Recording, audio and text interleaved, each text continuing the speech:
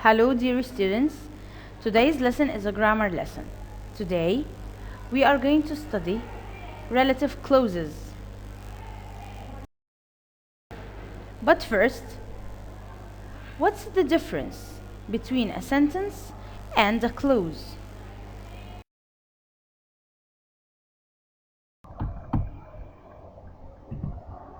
What is a sentence? A sentence is a group of words with a subject and predicate. The subject of the sentence usually tells what the sentence is about. The predicate of a sentence tells about the subject or tells what the subject is doing. A sentence begins with a capitalized word and it can end with a period, question mark, or exclamation point. Good sentences convey a complete thought. Let's look at the examples. Example 1. He loves to play football. So the subject is he and the predicate is loves to play football. So the predicate tells us about the subject or tells what the subject is doing. Example 2. I did my homework yesterday. I is the subject and did my homework is the predicate, which tells us what the subject is doing.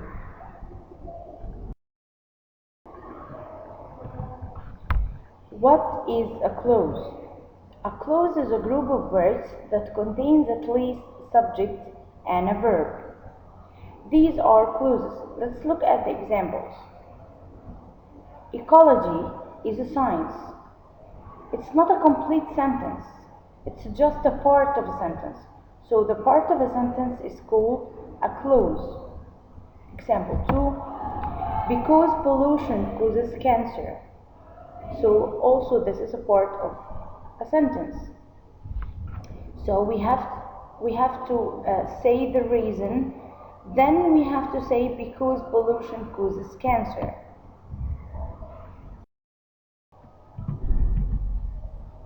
Look at this conversation in the schoolyard. We have two girls here. One of them says, I saw Natalie the other day. The other one said, Natalie, the girl who plays the piano. Can you please look at the line in the red color? Who plays the piano? She replied, No, that's Natasha. Natalie is the girl who dropped out of college. Look at the red line. Who dropped out of college?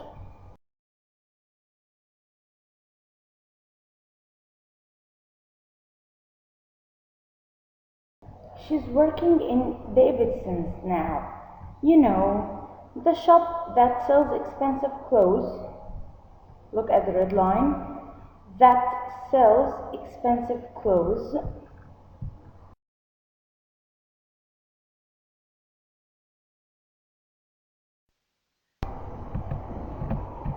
Did you notice the red lines?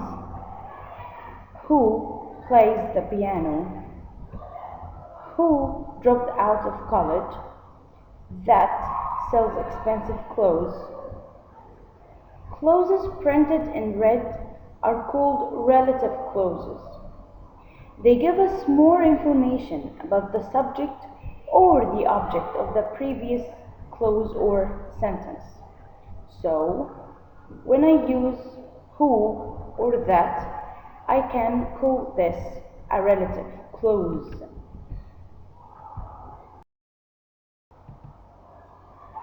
The relative clauses in this conversation identify which person or thing they are talking about.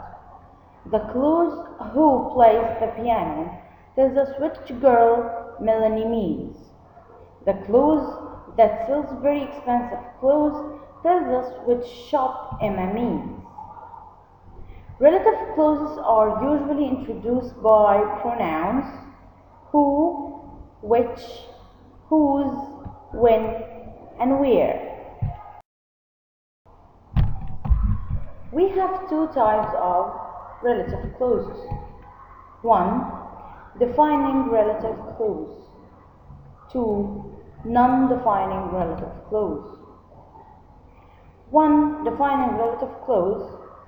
It gives us essential information that we need to be able to understand who or what the speaker is talking about. So the information it gives us, it's very important for us to know. 1. Defining relative clauses. Now, let's see the relative pronouns in the defining relative clauses. Number 1, we have who or that. Who refers to people.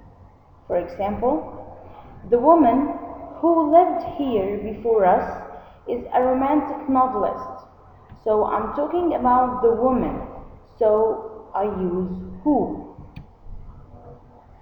It's also possible to use that when we talk about people, especially in informal language. For example, this is the girl that has eaten all the biscuits. So here I used that instead of who. So I can replace who with that, but only in the defining relative clause.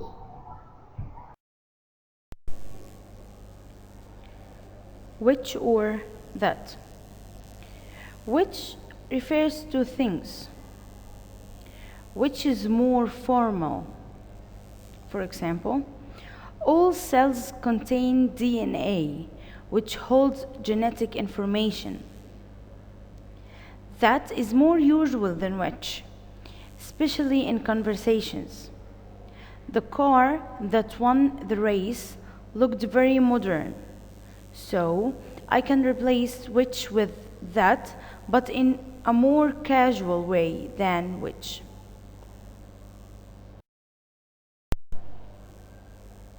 Whose refers to things belonging to people.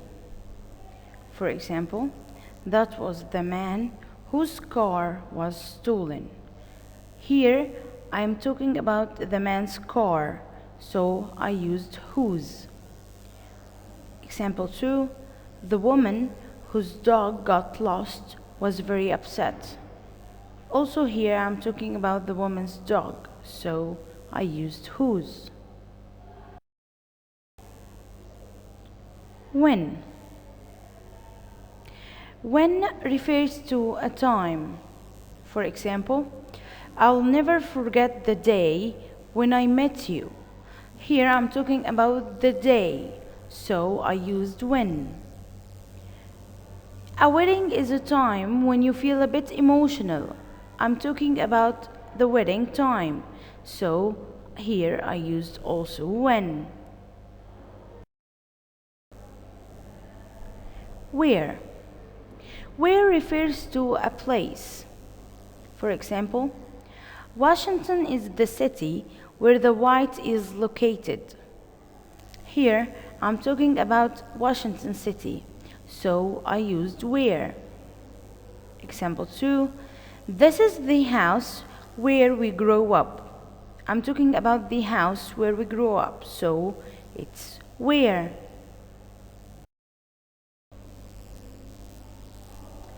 Now, let's look at the non-defining relative clauses. In written language, we sometimes use non-defining clauses, which give extra information which we could leave out, and are separated by commas. For example, John Lennon, who was born in 1940, was a member of the Beatles. So here, the clause which is who was born in 1940 isn't important for me to know. When I say John Lennon was a member of the Beatles, I understand the sentence. So the relative clause between the two commas isn't necessary. So this is an extra information and a non-defining clause.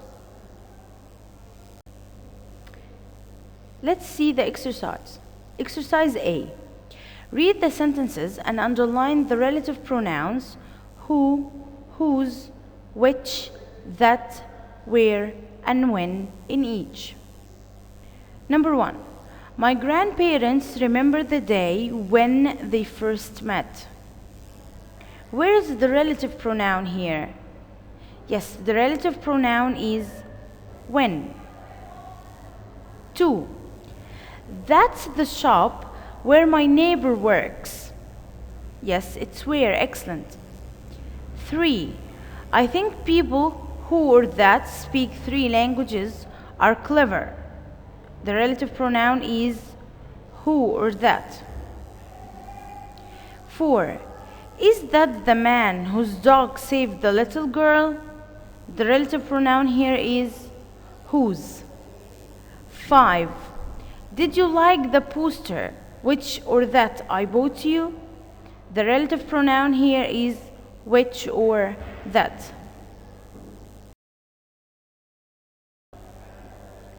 Exercise B.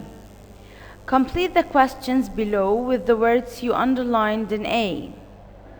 Which of the words you underlined in A refers to people? Which one did we underline refers to people? Yes, it's who or that. B. Refers to things. Which relative pronoun can we use refers to things? It's which. C. Show possession. To have something or to own something. It's whose. D. Refers to a period of time. When we talk about time, it's when. Refers to a place. When we talk about a place, it's where. Exercise C. Read the sentences below. How is the meaning different? Let's read the 2 sentences together. The ball, which or that is over there, is mine. 2. The ball, which is over there, is mine. Okay, what can you see in both sentences?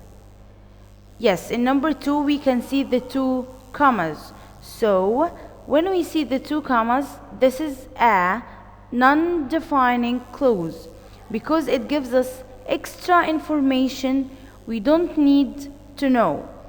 But in sentence 1, this is an essential. This is an essential information. So this is a defining clause. Exercise D. Match the sentences in C with the rules below. A. Defining relative clauses give essential information about who or what we are talking about. B. Non-defining relative clauses give extra information about who or what we are talking about. This information isn't necessary for the sentence to make sense. It's separated from the rest of the sentence by commas.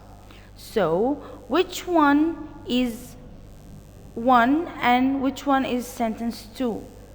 Yes, the defining relative clause was sentence 1 and the non-defining relative clause was sentence 2.